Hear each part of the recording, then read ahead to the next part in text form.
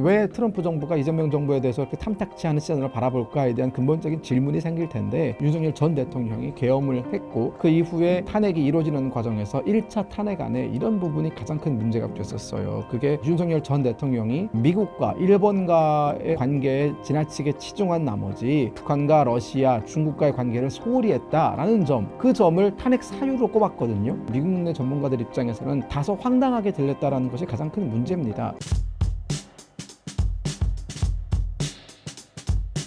안녕하세요. 신사임당 구독자, 시청자 여러분. 다시 여러분들을 뵙게 된 김금엽이라고 합니다. 반갑습니다.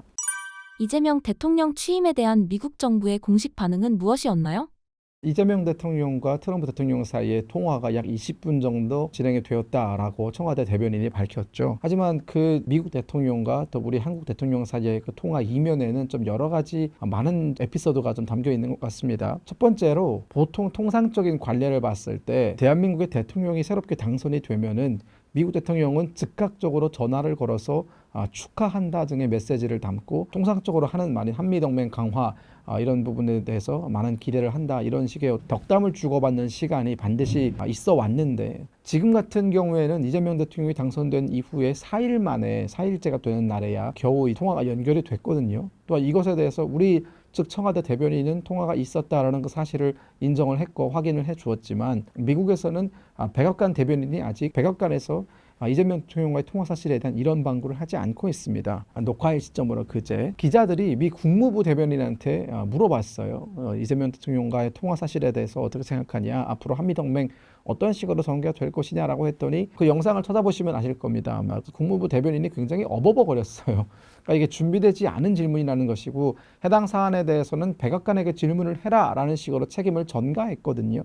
그 말은 현재 이재명 정부에 대해서 미국의 국무부라든가 백악관에서 어떤 통일된 입장이라든가 그런 것들이 나오지 않았다라는 뜻이고, 이걸 조금 더 확대 해석해서 말씀을 드리면, 뭔가 이 트럼프 행정부가 이재명 정부를 바라보는 시각이 어느 정도의 면에서는 좀 껄끄럽지 않은 면이 있지 않나라는 부분을 유추할 수 있는 것이죠. 그러면 왜 트럼프 정부가 이재명 정부에 대해서 이렇게 탐탁치 않은 시선으로 바라볼까에 대한 근본적인 질문이 생길 텐데, 여러 가지 면에서 우리가 그 질문에 답을 찾을 수 있습니다. 가장 첫 번째로, 지금 미국의 정계가, 이게 뭐 백악관뿐만이 아니라 미국의 민주당, 공화당 다 통틀어서 미국의 정계가 이재명 정부와 이 이재명의 민주당에 대해서 가지고 있는 시각은 이 탄핵 정국 때부터 이제 시작이 되는 겁니다. 뭐냐면, 윤석열 전 대통령이 계엄을 했고 그 이후에 탄핵이 이루어지는 과정에서 1차 탄핵 안에 이런 부분이 가장 큰 문제가 됐었어요. 그게 윤석열 전 대통령이 미국과 일본과의 어떤 그 관계에 지나치게 치중한 나머지 북한과 러시아, 중국과의 관계를 소홀히 했다라는 점, 그 점을 탄핵 사유로 꼽았거든요. 근데 사실 그게 탄핵 사유가 될 수가 없을 뿐더러, 국제관계를 지켜보는, 특히나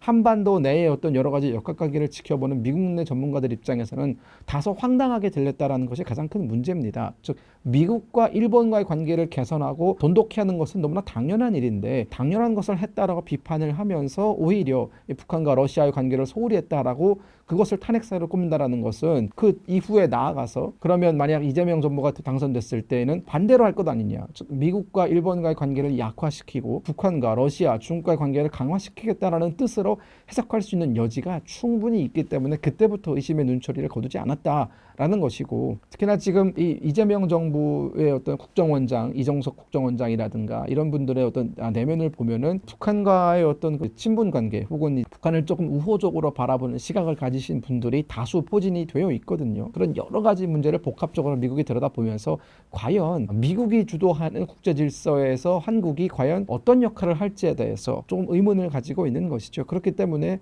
다소 거리감을 두고 이재명 정부를 지켜보는 것이고, 물론 이재명 정부는 우리는 다르지 않다라는 것을 굉장히 강하게 어필을 하고 있어요.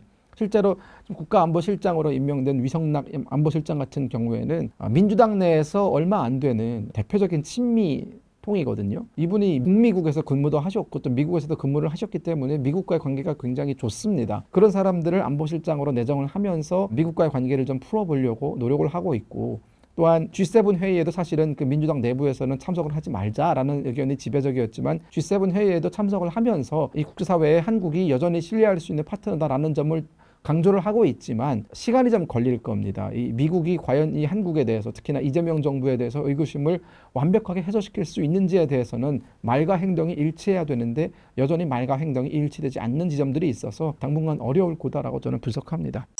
이재명 정부의 대북 정책은 어떻게 보시나요? 그리고 미국 정부와는 어떤 입장 차이가 있을까요? 지금 현재 이재명 정부의 국정원장으로 내정이 되신 이종석 국정원장 같은 경우에는 노무현 정부 때 2006년에 통일부 장관을 지내셨던 이력이 있는 분입니다. 그리고 민주당 내에서는 대표적으로 햇볕 정책 옹호론자고 북한에 대해서 상당히 우호적인 시각을 가지고 계신 분이죠. 이건 뭐 제 어떤 개인적인 주장이 아니라 여러 가지 사례를 통해서 이미 확인이 된 바입니다. 본인들 스스로 인정을 하고 있는 것이고요. 이런 사람, 즉 북한에 대해서 우호적이고 친화적인 시각을 가진 사람을 국정원장에 앉혔다라는 것은 향후 통일부가 아니라 국정원을 중심으로 남북관계를 풀어가겠다라는 이재명 대통령의 의중이 담겨져 있다라고 봐야겠고요. 아마도 대화를 시도하겠죠. 윤석열 정부 때 북한과의 대화가 일절 없었고 관계가 상당히 악화일려를 걸었었기 때문에 그런 부분에 대해서 민주당과 이재명 정부는 상당히 많은 비판을 했었고요. 그 비판을 한 배경에는 결국은 본인들이 정권을 잡았을 때 남북관계를 개선하겠다라는 의지가 반영이 된 것이기 때문에 저는 앞으로 이재명 정부가 끊임없이 남북 대화의 문을 두드릴 거라고 봅니다. 그러나 문제는 뭐냐? 북한이 응해주지 않을 수 있다라는 거예요. 지금 현재 북한은 2023년부터 공식적으로 남한과 북한 사이의 모든 관계를 단절했습니다. 심지어 어디까지 단절했느냐? 우리가 한 4개월 전에 동해를 통해서 북한의 어민들이 표류하다가 우리 해경에 의해서 구조가 된 적이 있습니다. 이 어민들은 귀순 의사를 밝히지 않았어요. 북한으로 돌아가겠다라는 의사를 밝혔기 때문에 우리는 그러면 관련된 법에 의해서 북한의 이 어민들을 북한으로 돌려보내는 일을 했었죠. 그런데 문제는 북한이 그런 연락조차 받지 않는다라는 겁니다. 즉 북한 어민들이 표류를 했다가 우리가 구조를 했으니 돌려보낼게 라는 연락조차 받고 있지 않아서 지금 그 어민들이 돌아가지 못하고 있어요. 그분들이 여전히 그 해당 시설에 머물면서 북한으로 돌아가기만을 희망하고 있는데 북한이 그에 대한 응답도 안 해주고 있거든요. 그 말은 아주 사소한 실무적인 협상마저도 남한과는 아예 마주 앉지 않겠다라는 북한의 강한 의지를 지금 보여주고 있는 것이기 때문에 이재명 정부가 아무리 친북적인 성향을 가지고 있고 아무리 북한과의 대화에 열을 올린다 하더라도 결국은 상대방이 응해지지 않을 가능성이 상당히 높아서 좀 심사숙고할 필요는 있다. 자칫 이게 굉장히 형편없는 짝사랑으로 끝날 가능성이 있거든요. 저는 그래서 이재명 정부가 그런 과거의 어떤 그 관성, 즉 지금까지 어떤 진보 정권들이 가지고 있었던 이 북한을 바라보는 관성에서 좀 벗어날 필요가 있다. 지금은 남북관계는 새로운 단계에 접어들었기 때문에 새로운 단계에 맞는 새로운 접근법을 좀 찾아낼 필요가 있다라는 말씀, 조언을 좀 드리고 싶습니다. 이재명 정부 출범 이후 주한미군은 어떻게 될 것으로 보시나요? 상당히 지금 불안한 상황이죠. 이유는 이재명 정부 안에도 여러 가지 계파가 있습니다. 근데 그중에 많은 힘을 가지고 있는 계파가 바로 자주파인데요. 이 자주파라는 것은 결국 뭐 자주국방 혹은 뭐 한미동맹보다는 한중관계, 한러 관계 또 남북관계 좀 더 치중하고자 하는 분들이 이제 우리가 자주파로 불리고 친미파, 뭐 친일파 뭐 이런 식으로 좀 계파가 나요. 물론 이 친일파는 과거의 그 친일파가 아니라 일본과의 관계를 좀 더 개선해야 된다라고 주장하는 뭐 지일파 정도로 되겠죠. 근데 이 자주파가 굉장히 많은 지분을 가지고 있습니다. 특히나 이 386 운동권 세대들이 여전히 남아있고 586 운동권 세대가 여전히 남아있고 그 대표적인 주자가 바로 김민석 지금 국무총리 지명자거든요. 그분이 한때 학생운동에서는 굉장히 전설로 불렸었고 이 386계의 황태자로 불리던 분이 지금 국무총리가 된다는 것은 여전히 이재명 정부에서 큰 지분을 가지고 있는 것이 이 운동권파들, 이 자주 세력이다, 자주파다라고 볼 수 있는데 이분들의 시각에서 사실 주한미군이라는 것은 과거에도 여러 가지 충돌이 있었어요. 즉 주한미군을 감축해도 된다. 이게 이런 논리입니다. 그러니까 자주국방 얘기하면서 이제 한국이 충분히 국방력을 자체적으로 충달할 수 있는 그런 여러 가지 조건이 마련이 됐으니 주한미군 나가도 되는 것 아니냐, 혹은 주한미군의 규모를 좀 줄여도 되는 것 아니냐, 더 나아가서 미국에게 의존하는 그 외교관계에서 좀 탈피하는 것이 중요하지 않겠느냐라고 주장을 하시는 분들이 꽤 있거든요. 그런 분들이 지금 주류가 됐다라는 점이 일단 팩트고요. 두 번째는 트럼프 정부도 주한미군이라는 카드를 방위비 협상의 카드로 사용할 가능성이 상당히 높습니다. 그렇다면 서로가 악의가 맞는 거잖아요. 이 자주파들이 득세하면서 주한미군 필요 없다라는 주장, 그리고 주한미군을 지렛대로 활용해서 방위비를 올리겠다. 그러면 우리는 그냥 주한미군 나가는 거 찬성을 하겠다라고 분위기가 흘러갈 가능성이 있기 때문에 저는 매우 우려스러운 시선으로 이 부분을 좀 바라보고 있고, 주한미군이 없다면 그러면 우리나라는 대한민국을 못 지키는 것이냐? 지킬 수 있습니다. 지킬 수 있어요. 우리 자체적인 우리 국군 장비 60만 명으로 충분히 대한민국을 보호할 수 있습니다. 그러나 주한미군이라는 존재는 단지 북한의 위협으로부터 우리를 지켜주는 것을 넘어서서 중국이 이 서해를 통해서 태평양으로 진출하는 것을 억제하는 역할도 가지고 있고요. 특히나 동북아에서 막강한 군사력을 가지고 있는 중국에 대항할 수 있는 우리의 어떤 지렛대로서의 역할도 수행을 하고 있기 때문에 주한미군은 정말 복합적인 임무를 띠고 있는 단위다라고 보시면 될 것 같고, 그래서 우리가 섣부르게 어떤 그 감정적인 차원에서 주한미군의 철수라든가 주한미군의 어떤 여러 가지 상황 변화를 만들어내는 것은 우리 국익에 절대적으로 도움이 되지 않는다라고 저는 보고 있습니다. 미국 입장에서도 항상 이 주한미군 사령관들이라든가 미국의 역대 국방장관들 그 어록을 쭉 보면 주한미군의 역할을 북한군의 침공을 막아내는 인계철선의 역할로 한정하지 않습니다. 과거에는 그랬죠. 90년대 이전까지만 하더라도 사실 이 공산 세력의 남하를 막아낼 수 있는 최전방의 부대로서 인지를 했기 때문에 주한미군의 어떤 그 존재 가치가 그쪽으로 초점이 맞춰졌었는데, 최근에 주한미군은 이 한반도에 주둔하는 미군으로서 이 북한의 침공도 막아냄과 동시에 이 중국의 영향력을 선제적으로 차단하는 역할을 합니다. 지금 우리 한반도의 지정학적인 위치를 보면은 굉장히 중국 입장에서는 골치 아프거든요. 그러니까 중국이 지금 태평양으로 진출하기 위해서 선택할 수 있는 루트가 크게 두 가지인데, 서해를 통해서 나오는 방법과 남중국해를 통해서 나오는 방법이 있습니다.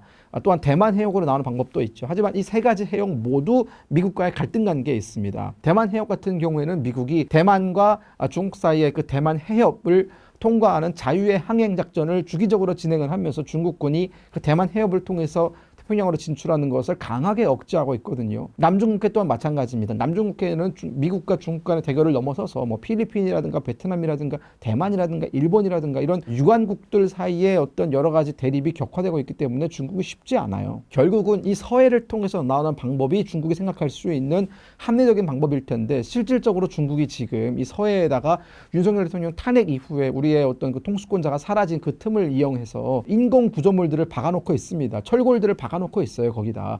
그리고 지금 이걸 영구적으로 철수하지 못하도록 야금야금 계속적으로 우리 서해를 지금 침략을 해오고 있거든요. 여기 잠정 조치 수역에다가 이 철골 구조물들을 박아놓는 것은 불법적인 행위입니다.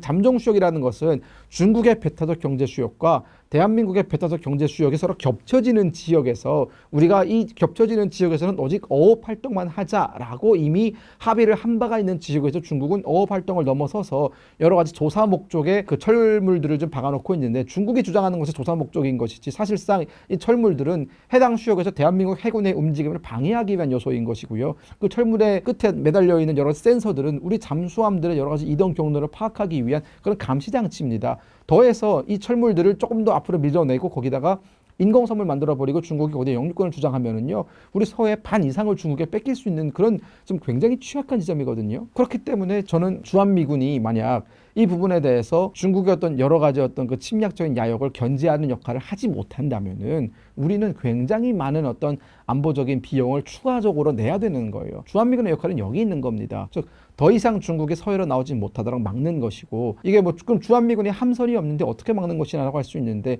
주한미군은 상당한 공군 자산을 가지고 있고 미사일 전력을 가지고 있고요. 특히나 성주에 배치되어 있는 사드 같은 경우에는 5,000km 정도의 범위를 가진 그 레이더거든요. 그러면 그 5,000km는 중국의 어떤 국방 지역이라든가 혹은 한국과 인접해 있는 뭐 대련이라든가 이런 해안 지역들을 다 들여다볼 수 있는 거예요. 중국군의 움직임을 감시할 수 있다는 것만으로도 중국군의 움직임을 반경을 제약시킬 수 있습니다. 그런 여러 가지 역할들을 하고 있는 것이죠. 근데 만약 주한미군이 빠진다, 그러면 주한미군이 했던 역할들을 우리가 다시 다 해야 되는 것이기 때문에 우리는 추가적인 안보 비용을 몇 배로 더 넣어야 되는 겁니다. 이재명 정부가 미국, 중국 등 국제 관계를 어떻게 풀어낼까요? 단언컨대 안중경미는 매우 잘못된 접근 방식입니다. 중국과의 우리가 경제적인 관계가 굉장히 깊게 맺어 있기 때문에 중국을 우리가 무시할 수는 없겠지만 현재 국제정치가 돌아가는 흐름을 우리가 이해를 해야 돼요. 지금 우리는 미국에 대한 어떤 그 정치, 외교, 안보적인 의존도가 상당히 높은 나라입니다. 물론 경제는 중국에게 의존을 좀 하고 있지만 우리가 이걸 테이블에 다 올려놓고 봤을 때 과연 미국과의 관계를 강화하는 것이 대한민국의 전체적인 국익에 도움이 되는지, 중국과의 관계를 강화시키는 것이 전체적인 국익에 도움이 되는지는 사실 구분짓는 게 그렇게 어렵지 않습니다. 이유는 현재 중국은 전 세계 나토라든가 EU라든가 미국이라든가 이런 자유민주주의 국가들에게 명실상부한 적으로서 등장을 하고 있습니다. 나토도 그렇고요. EU도 그렇고 이제는 중국과의 관계를 매우 새롭게 설정하고 있어요. 2016년, 2017년, 2018년까지만 하더라도 독일이라든가 이탈리아라든가 이런 나라들은 중국과의 관계를 개선시키는 것에 매우 큰 집중을 해왔었는데 결국 그런 접근법이 매우 잘못됐다는 것이 드러나고 있는 것입니다. 이유는 중국이 본인들이 가지고 있는 그 어마어마한 경제력을 바탕으로 인해서 해당 국가들의 정치에 개입하기 시작하고 그 나라 어떤 그 정치에 개입을 하면서 친중 정부로 바꿔놓기 위한 여러 가지 공작들을 해왔거든요. 실질적으로 캐나다라든가 오스트레일리아라든가 이런 나라들은 이 중국이 자국의 어떤 정치에 개입하면서 입은 피해가 상당합니다. 국내적으로 정치적인 소요가 굉장히 많았고 콘플릭트라고 하죠. 그 정치적인 갈등 관계가 중국으로부터 발생한 정치적인 갈등 관계 때문에 여전히 캐나다는 신임을 하고 있어요. 여전히 오스트레일리아는 이 중국이 개입한 정치적인 스캔들 때문에 홍역을 치르고 있거든요. 그러면서 깨달은 바가 있습니다. 이 중국과 관계가 깊어지고 이 중국으로부터 여러 가지 경제적으로 예속이 되면 될수록 이 중국이 해당 국가의 어떤 문화라든가 사회라든가 정치에 개입하고 있는 빈도가 늘어나면서 상당히 중국의 이익에 맞는 정치적인 환경으로 몰아가고 있는 겁니다. 이거는 그 나라들의 어떤 여러 가지 안보 환경을 매우 위태롭게 하기 때문에 결국 이제 정신을 차리고 EU도 그렇고요. 그 독일도 이제는 중국에게 완전히 적대적으로 돌아섰고 이탈리아도 돌아서고 있는 겁니다. 결국 우리나라도 선택을 해야 되는 것인데 지금 우리나라가 관계를 좋게 맺어야 되는 나라들은 EU라든가 나토라든가 미국이라든가 캐나다라든가 이런 자유민주 진영의 국가들이지 공산당 일극 체계를 유지하고 있는 중국이 아니다라는 말씀을 분명하게 드리겠고 단기적으로 봤을 때 우리가 중국과 가까이 지냄으로써 중국이 우리한테 많은 혜택을 제공해 줄 수 있는 것처럼 보이지만 여러분들은 김치 논쟁, 여러 가지 뭐 한류 드라마 논쟁 등등을 봤을 때 또 역사 공정 문제를 봤을 때 중국은 상호 간에 굉장히 동등한 위치에서 상호 간에 이익이 될 만한 행동을 하는 것이 아니라 궁극적으로는 중국 체제로 편입하기 위한 우리나라를 집어삼키기 위한 그런 움직임을 가져가는 국가이기 때문에 우리가 매우 조심스럽게 중국에게 접근할 필요가 있다라는 말씀을 드리겠고 중국이 가져다주는 사탕은 달콤하겠지만 결국 그 안에는 독이 들어 있습니다. 저는 그래서 안미경중 이건 정말 멍청한 접근법이고요. 우리나라를 통째로 중국에게 내어 맡기는 행위이기 때문에 저는 결단코 이거는 반대한다라는 말씀을 드리겠고 우리와 동맹관계에 있는 국가들과의 관계를 강화하면서 중국은 견제하는 것이 앞으로의 어떤 외교에 있어서 매우 중요한 포인트가 될 것이다라는 생각이 듭니다. 시진핑 군권 장악 1등 공신 쉬치량의 급사가 시사하는 바는 무엇인가요? 쉬치량 이분이 2일 날 돌아가셨죠. 이분을 우리가 특정 지을 수 있는 가장 대표적인 키워드는 시진핑이 군권 장악을 하는데 도움을 줬던 1등 공신이라는 겁니다. 즉 시진핑 주석이 2012년에 중화인민공화국의 주석이 되고 나서 이 군권을 장악하는 것에 조금 어려움을 겪었어요. 네, 그럴 때 가장 결정적인 도움을 줬던 사람이 바로 이 쉬치량이라는 사람입니다. 네, 그만큼 시진핑이 군사적으로 가장 믿고 아끼는 사람이었고요. 최근에 중국에서는 군부에 대한 숙청이 매우 대대적으로 이루어지고 있잖아요. 그 와중에도 살아남은 사람입니다. 쉬치량은. 그런데 이분이 달리던 도중에 죽었어요. 러닝을 하다가 갑자기 심근경색이 와가지고 죽었어요. 75세 나이에 죽었는데 물론 75이라는 나이가 많을 수도 있고 적을 수도 있는 나이입니다. 그런데 러닝을 했다는 것 자체는 건강에 큰 이상이 없었다는 것이거든요. 근데 갑자기 돌연 사망을 하면서 물론 심근경색이라는 게 뭐 돌연적으로 발생할 수 있는 지병이긴 하나 지금 현재 시진핑 주석의 실각설에 나돌고 있고 또 시진핑 주석이 지난 2년 동안 몇 명의 장군들을 죽인 줄 아십니까? 지난 2년 동안 약 20명의 장군들을 숙청을 해버렸습니다. 지난 2년 동안. 그러면서 이 중국 군부가 시진핑 주석에 대해서 상당히 큰 반감을 가지고 있거든요. 그런 와중에 시진핑 주석의 군권 장악을 도와주고 있는 쉬치량이 돌연사했다라는 것은 많은 어떤 상상가들의 상상을 자극할 수 있는 그런 대목인 것 같습니다. 현재 시진핑의 군권 내부 상황은 어떤가요?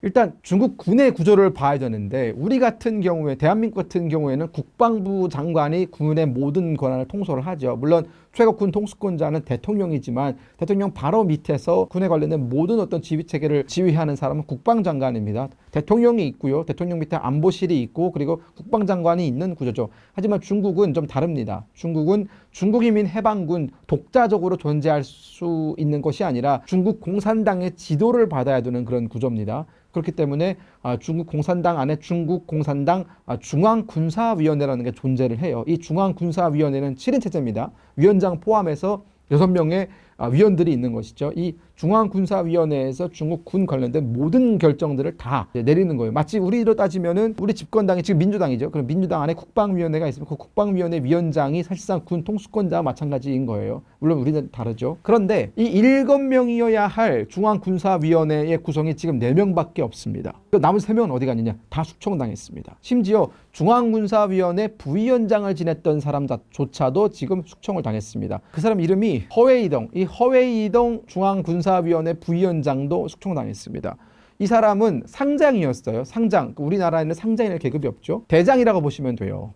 대장 지급이면 사실 우리나라에서는 최고 군 서열인데 그런 허웨이동까지도 사실상 숙청을 당하면서 중국 군의 기강이 굉장히 바짝 긴장 상태에 있다는 것이죠. 뿐만 아니라 제가 앞서 말씀드렸지만 2년 동안 약 20명의 장군들이 숙청이 됐고요. 2017년부터 시작해서 국방부 장관 2년 사이에 국방부 장관과 국방부 차관도 숙청당했어요. 그러니까 국방 관련해가지고 가장 중요한 핵심 요직에 있던 사람들이 다 부정부패 혐의로 숙청이 됐거든요.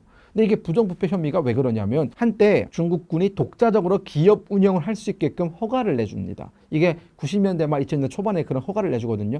그러면서 이게 자연스럽게 중국군이 운영을 하다 보니까 방산업체로 발전을 하는데 군수업체로 발전을 하는데 이게 돈이 도는 곳이다 보니까 결국은 알지 않습니까? 이제 조금 더 이제 뭐 중국군에 뭐 납품을 하기 위해서는 해당 군 지휘관들한테 조금 뇌물을 주고 납품이 용이하게끔 만들어지고 이런 부패 구조가 매우 만연하게 중국군에 깔리면서 시진핑 주석의 심기를 건드린 것이고 시진핑이 2027년까지 대만을 침공하겠다라고 공개적으로 선언을 하면서 중국 군의 어떤 전쟁 준비를 다그치고 있는 와중에 내부 실태를 들여다봤더니 지나치게 중국 군의 전쟁 준비가 안 되어 있고 전혀 싸울 수 있는 어떠한 그런 구조가 아니다 보니까 그 구조를 개혁하는 과정에서 이 군 수뇌부들이 숙청당하고 있다. 근데 문제는 그러면 이 군은 이 숙청, 이 대규모 숙청을 받아들이고만 있을 거냐라는 게 문제인 것이죠. 결국 지금 중국군에서는 자기 직을 유지하고 있는 다른 어떤 장군들 입장에서도 언제 어떻게 자신의 목에 칼날이 들어올지 모르는 상황이기 때문에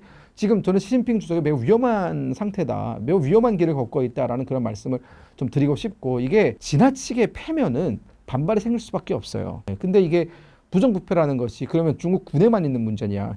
중국 공산당 전체에 퍼져 있는 문제입니다. 일당 독재이기 때문에 부패 문제가 발생을 하는 거예요. 우리나라 같은 경우에는 물론 우리나라 정치인들의 부패 문제가 너무나 심각하지만 견제 세력이 있기 때문에 서로가 감시할 수 있는 구조 아닙니까? 하지만 중국 공산당은 그런 감시 체제가 없기 때문에 중국이라는 나라 자체가 부패 덩어리인데 군 입장에서는 왜 우리 부패만 가지고 저렇게 못 살게 구느냐라고 문제제기를 할 수 있는 것이죠. 저는 중국 내부의 갈등이 분명히 존재할 수밖에 없는 구조다 말씀을 드리겠고 특히나 이게 시진핑 주석의 힘이 막강할 때에는 그런 반발들을 어느 정도는 무마시킬 수 있습니다. 강력한 카리스마로. 하지만 시진핑 주석이 지금 여러 가지 면에서 문제를 앓고 있어요. 이게 개인 신상에 관련해 가지고도 지금 시진핑 주석 건강이 상당히 악화되어 있다라는 얘기가 있고 췌장암을 앓고 있다라는 소문도 있었어요. 확인되진 않았지만 췌장암 관련된 루머도 있었고요. 특히나 지금 중국 경제가 코로나 이후에 지속적으로 지금 계속 하락세를 걷고 있거든요. 부동산 기업들이 줄줄이 도산하고 있고 중국이 지금 미국으로부터 강력한 반도체 제재라든가 이런 것들을 겪으면서 미래의 먹거리를 만들어내는 것에 굉장히 어려움을 겪고 있습니다. 물론 전기차, 중국이 전기차 시장의 대부분을 차지하고 있지만 이게 또 트럼프 정부가 들어서면서 이 전기차들 정조준해가지고 또 지금 압박이 들어오고 있잖아요. 그렇기 때문에 이 중국이 지금 미국과 벌이고 있는 관세 전쟁에서도 중국이 일방적인 손해를 보고 있고 따라서 중국이 과연 얼마나 더 버틸 것인가 이 부분이 많은 전문가들의 관심사거든요. 시진핑 주석이 카리스마가 있고 권력이 유지가 될 때에는 관리를 잘할 때, 즉 어느 정도 업적을 만들어낼 때 그 권력이 유지가 되는 것인데 이렇게 업적을 만들어내지 못하고 지속적으로 어떤 실기만 하고 있을 때는 권력이 약화될 수밖에 없습니다. 여기에 더해서 지금 무모한 대만 전쟁을 벌리겠다라고 하고 있고 특히나 시진핑 주석이 지금 연임을 연달아 하면서 지금 4번째 연임까지도 바라보고 있는 거잖아요. 그러면 중국 내부에서는 적당히 해먹어라 라는 그런 얘기가 나올 수밖에 없는 것이죠. 중국 내부 분열 또는 쿠데타 가능성은 어떻게 보시나요? 쿠데타 가능성을 사실은 아예 없다고 볼 수는 없습니다. 지속적으로 말씀을 드리는 것처럼 지나치게 많은 수의 장성들의 별을 떼고 있어요. 이게 숙청을 하고 있어요. 그리고 특히나 지금 군 내부에서 시진핑 주석의 이러한 어떤 반부패 기강을 잡는 행위를 옹호해 주던 이런 사람들, 쥐치량 같은 사람들이 죽어나가고 있으면서 제가 말씀드린 호사가들의 이 상상을 자극하고 있다니까요. 쥐치량이 제거가 되면은 결국은 시진핑 주석의 군에 대한 장악력이 그만큼 줄어드는 것이거든요. 슈치량이 꽤 오랫동안 군에 몸을 담으면서 시진핑 주석이 하고자 하는 여러 가지 개혁들을 뒷받침하는 역할을 해왔는데 그런 사람이 사라지게 되면 그만큼 개혁의 동력도 줄어들 것이고 그러면 이제 그 반대 세력의 어떤 그 여러 가지 움직임을 제어하는 것에 어려움을 겪을 수 있다라는 것이죠. 시진핑의 권력 약화가 한국 등 주변국에 어떤 영향을 미칠까요? 시진핑 주석의 권력이 약화되는 것의 가장 큰 문제는 뚜렷한 후계자가 없다라는 거예요. 이게 후계자가 어느 정도 내정이 되어 있고 우리가 그 후계자의 존재에 대해서 미약하게나마 정보를 가지고 있다면 불안하지는 않을 겁니다. 오히려 차후를 대비를 하는 그런 전략으로 가겠죠. 하지만 지금 시진핑 주석은 후계자가 딱히 없어요. 그렇기 때문에 그 권력이 사라졌을 때, 즉 절대 권력이 사라졌을 때 과연 중국 내부가 온전할 것이냐라는 그런 의문이 있거든요. 쉽게 말씀드리면 골목대장 한 명이 압도적인 힘을 가지고 있으면서 다 평정을 했었는데 이거 골목대장이 갑자기 사라져요. 그러면 고만고만한 힘을 가지고 있는 사람들끼리 남아있기 때문에 그때부터 권력 투쟁이 정말 심각해지거든요. 그러면 서로가 다 왕자를 노리기 위해서 이전 투구를 벌일 수밖에 없는 것이고 중국이 어떤 그 내전의 경랑으로 들어갈 가능성이 있습니다. 이거 상당히 높아요. 결국 이 모든 건 다 시진핑 탓입니다. 저는 그래서 중국이 만약 내부적으로 혼란을 겪게 된다면은 이게 우리한테 좀 가져다 줄 수 있는 것은 기회일 수도 있다라는 점이에요. 특히나 북한 문제를 관리하는 것에 있어서 우리가 기회를 얻을 수 있다라는 것인데 지금 북한이 저렇게 독재 정권을 유지하고 살아남을 수 있었던 가장 큰 배경에는 중국의 비호가 있었기 때문에 가능했거든요. 중국이 대량의 탈북민들이 중국으로 들어올 때마다 그들을 지속적으로 북송해버리면서 이 북한의 내부 체제를 안정시켜주는 역할을 해왔고 좀 북한이 최근은 좀 다르지만 과거 한 20년, 30년의 역사를 보면은 북한이 어려움에 처할 때마다 결국은 도움의 손길을 내밀었던 것은 중국이거든요. 내부적 경제적으로나 뭐 식량이라든가 뭐 안보적으로도 중국이 다량의 도움을 줬었는데 그런 중국이 내부의 문제 때문에 한반도의 문제에 영향력을 미치는 것이 좀 줄어들게 된다면은 탈북민의 숫자가 굉장히 늘어날 겁니다. 이 북중 국경이 헐거워지게 되면은 탈북민들이 굉장히 늘어나게 되겠죠. 그러면 북한 정권이 약화됩니다. 우리가 늘어나는 탈북민들을 다 수용을 하고 이것을 북한 체제 변화를 위한 동력으로 삼는다면은 북한 체제가 굉장히 크게 흔들릴 수 있어요. 중국 큰형님이 흔들리면은 아래에 있는 그 똘마니들은 다 흔들릴 수밖에 없습니다. 그게 이슈가 하나 있고요. 그리고 저는 만약 중국이 내부의 어떤 그 경론 때문에 다중질환의 모습을 보이게 된다면 우리 입장에서는 굉장히 호재입니다. 우리가 동북 가서 영향력을 행사할 수 있는 중요한 계기가 되기 때문에 대한민국 입장에서는 나쁘지 않다라고 보고 있고요. 중국이 그렇게 위험해지면 전쟁의 가능성이 없겠느냐? 저는 전쟁의 가능성은 그렇게 높지 않다고 봐요. 보통 우리가 한반도의 역사를 한 5천 년의 역사를 다 돌이켜 봤을 때 대한민국이 한반도에 존재했던 국가들이 가장 강성했던 때가 언제인 줄 아십니까? 중국이 사어분열했을 때예요. 오히려 우리가 굉장히 어려움을 겪었을 때는 중국이 하나로 통일됐을 때 어려움을 겪었습니다. 우리가 광개토대왕을 정복대왕으로 부르잖아요. 광개토대왕이 그렇게 힘을 발휘할 수 있었던 거는 당시 중국이 한 50개 나라로 갈라져 있었기 때문에 가능했던 일이었거든요. 오히려 당나라 때 우리가 고구려가 무너졌는데 당이 중국을 통일하고 우리를 무너뜨렸고요. 그리고 우리가 명나라 때부터 완전히 굴종적인 사대의 문화로 들어갔는데 명나라가 통일되었을 때 또 원나라가 중국을 통일했을 때도 우리는 침략을 받았었고 중국이 하나로 뭉쳤을 때 우리는 늘 침략을 받았고요. 중국이 분열됐을 때 우리는 항상 살아남았습니다. 그런 게 아마 또다시 반복이 될 거예요. 중국이 내분으로 인해 분열된다면 어떤 시나리오로 전개될까요? 중국에서 내분이 일어난다면 보통 우리가 미래를 예측하기 위해서는 과거의 일을 좀 들여다봐야 되거든요. 중국은 항상 남북으로 나눠서 싸웁니다. 장강을 중심으로 장강과 황하를 중심으로 장강 이남과 장강 이북이 항상 싸우거든요. 남북조 시대 뭐 이런 거 아닙니까? 동서로 나눠서 싸우는 적은 거의 없어요. 항상 남북으로 나눠서 싸우는데 중국 공산당도 결국은 북쪽에서 밀고 내려왔거든요.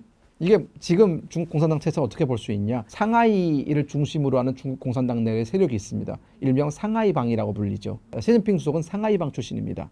그리고 중국 공산당의 어떤 최고위급 자제들로 이루어진 또 그 한 세력이 있어요. 이 사람들은 베이징을 중심으로 움직입니다. 이른바 태자당이라고 불립니다. 네, 이게 중국 공산당 내의 대표적인 정치 권위 조직들이거든요. 이 태자당은 태자당 출신이 바로 후진타오 총리입니다. 후진타오 주석, 시진핑 주석 이전 주석이죠. 중국은 항상 이렇게 두 세력이 한 번씩 엇바꿔 가면서 권력을 장악을 했어요. 한 번 상하이방이 했으면 그 다음 번은 공청단이나 태자당 출신이 합니다. 공청단도 중국 공산당 내에 있는 정치 세력이거든요. 이 공청단도 베이징을 중심으로 움직입니다. 그러니까 북방에 본인들의 근거지를 두고 있는 거예요. 이제 시진핑 주석이 사라지게 되면은 다음번에 주석을 해야 되는 사람은 태자당 출신이 되겠죠. 그런데 과연 이 상하이를 중심으로 하는 정치 세력이 그것을 납득할 것이냐? 납득은 안 할 겁니다. 결국 상하이를 중심으로 한 정치 세력과 베이징을 중심으로 한 정치 세력이 나눠져서 싸우게 될 겁니다. 이 상하이를 중심으로 한 정치 세력에는 난징도 들어가 있고요.